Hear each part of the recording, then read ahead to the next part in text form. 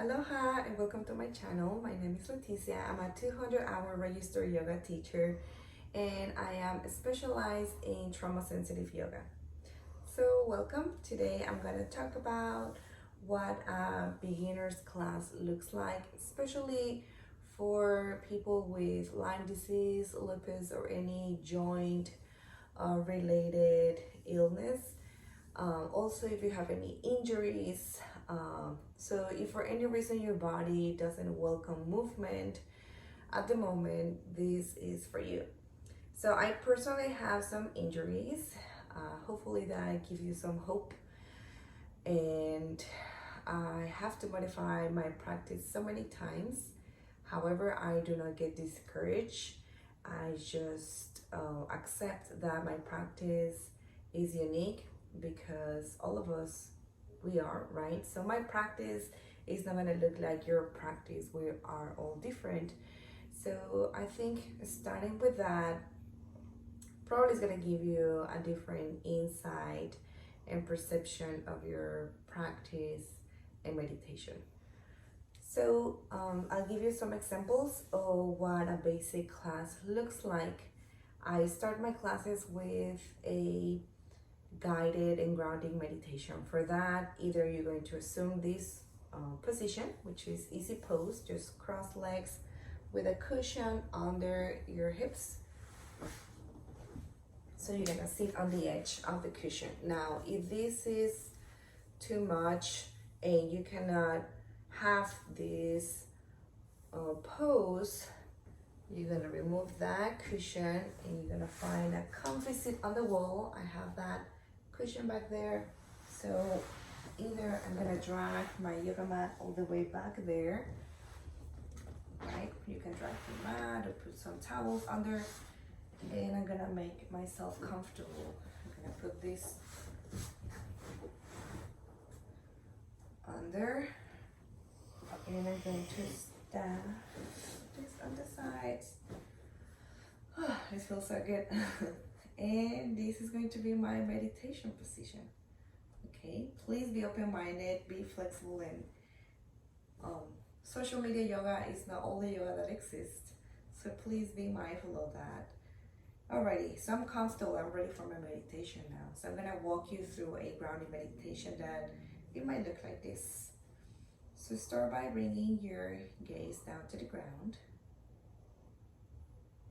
And bringing your awareness to your breath. Taking deep breaths. And just allowing your body to get a baseline. How you're feeling in this moment.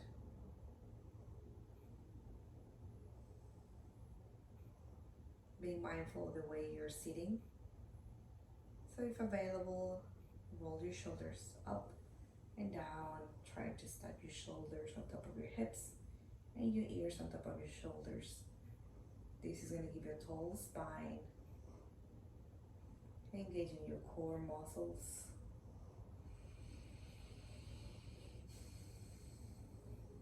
And everything that I'm going to be saying from this moment on is going to be an invitation for you. You know your body, you know your limitations. So please remember, there's always a choice for you to modify your seat and your practice. Noticing the way you're breathing, relaxing the muscles of your face, relaxing your jaw, the space between your eyebrows, your forehead. And as you're breathing, allowing all the tension to wash down to the ground, all the way from the top of your head, washing off all the way to the ground. And visualizing a new version of yourself is revealing with every breath that you're taking.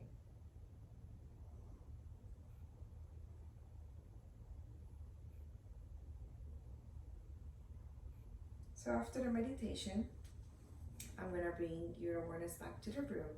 And from there, we're going to get on the mat. So that was just a sample of the type of meditation that I use. So the I'm gonna invite you to join me on the mat, starting by waking up your legs, so slowly bringing your body into the mat and just lifting your legs one at a time. Just to wake up your legs, move your feet side to side, maybe some circles, and I always empower you to welcome any movement that your body is calling at the moment. So that means that if I feel like I need to move my wrist after being sitting in that position, honor that and go ahead and do it. If you feel like you need to move your neck as well, to yawn, to drink water, you are allowed to do all that, okay? And then we're gonna pause for a moment, and from there we're going to inhale, and you're gonna bring your toes towards you. So I'm gonna just support myself with my hands down here. So I'm going to inhale, bring my toes towards me, and on exhale, I'm gonna point my fingers to the front. And I'm gonna repeat that carefully. And if for any reason this is too painful, you're gonna allow to do one foot at a time, and maybe you don't go all the way down as the way I'm doing it. Perhaps you can just flexing your toes and extending them, okay? The very first classes is going to be a matter of exploring the options that your body is giving you. So we don't push our bodies, we don't yank them and force them to do the poses. We are just opening the space to become curious about what we can do with our bodies to connect. So after a couple of those stretches, we're gonna do the same with our hands. So extending your arms to the front and bringing your palms towards you on the inhale. And on the exhale, extending your arms. Inhale towards you. And exhale. And you can do this against the wall as well, the way I'm doing it right now, for more support. Couple of those, and then you bring your hands down to the ground. From here, just some neck rolls, but we're doing mindfully and engaging your core, and at the same time synchronizing your breathing with your movement. So I'm gonna place my hands here because that feels more comfortable for me. And I'm just gonna bring my awareness to my legs, ensuring that I'm not locking my knees. I'm just allowing my joints to be loose. And you may even want to add like some heat packs if you want to. If the pain on your joints is too much, you may also have a blanket that I have over here, and I actually have a heat pack over here. So I'll show you how you can do it. So let's say that for any reason you cannot lift from the couch or from your bed because of the condition that you have is too much, and that day you're just not having it. So you're gonna put a cushion under your knees. You're gonna cover yourself, and you can do this from your bed, from the couch, and you're gonna have a heat pack or maybe a heated blanket. That would be awesome. So this is my heat pack. I'm gonna put that on my knees if that's where the pain is more intense. So I'm just gonna put it there. I have my pillows on my side, so I'm all comfy. So now that all this is taken care of, I can bring my awareness to my neck. So again, connecting with my breath, inhaling. And on the exhale, my ear falls to the right side. Bringing the awareness to my shoulders that both are aligned. Coming back to the center, inhale. Drop to the left. So notice what I'm doing is allowing the weight of my head just to fall side to side. And avoiding the urge to crack my neck. So we're not looking to crack bones over here. We're just creating a space in our body. From here, my chin is gonna go to the side. Into the center, inhaling. Exhaling. And as you do this, you can make your practice very mindful. You can picture that you are releasing anything that doesn't have a purpose, anything that isn't serving your body in this moment. And pause for a moment in the center. Bring your chin down to your chest. And slowly Noticing all the muscles are being engaged in the back of your head, one at a time. And then going up slowly.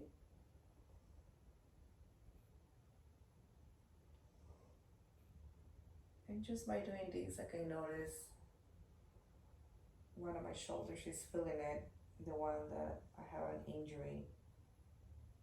So I'm just going to do it more slow and notice what's that movement that I did that bothered my shoulder.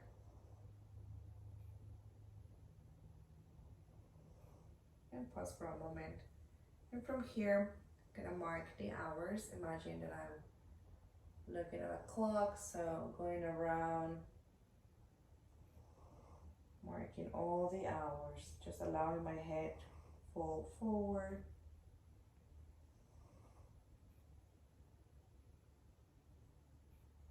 And going all the way up.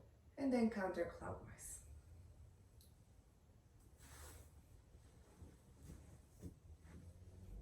So that's part of it. And the practice can be modified to your needs. So I usually have this conversation with my students before I begin to have a practice with them daily or every week. But it is important for you as a student to communicate all your needs with your yoga instructor.